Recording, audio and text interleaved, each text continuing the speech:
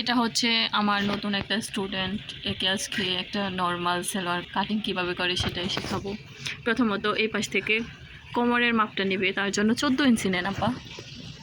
এখান থেকে না, ভাঁজ সাইড কোন দিকে আছে, ভাঁজ করা যে সাইডটা ওই পাশ থেকে 14 ইঞ্চি নেন।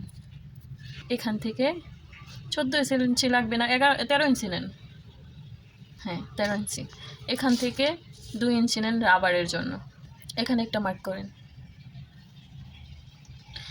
এটা হচ্ছে রাবারের জন্য চলে যাবে। তারপর এখান থেকে হাইয়ের জন্য নেন 14 ইঞ্চি। হ্যাঁ ওইখানে একটা মার্ক করেন। এদিকে এটা দাগটা টেনে নিয়ে আসেন। স্কেল লাগবে না, হাত দিয়ে করেন না বাবা। নাইস। এখন এভাবে লম্বালম্বি এটার সাথে মিল করে দেন। নতুন অবস্থায় স্কেল নেওয়াটা একটা ঝামেলার কাজ, এটা আমরা না করি। তারপর এখান থেকে একটা রাউন্ড শেপ করে দেন হাইয়ের জন্য। এখান থেকে এভাবে এই কর্নারটা অবশ্য একটু সুন্দর হলে ভালো হতো। যাই হোক, আরেকটু সুন্দর করার চেষ্টা করেন।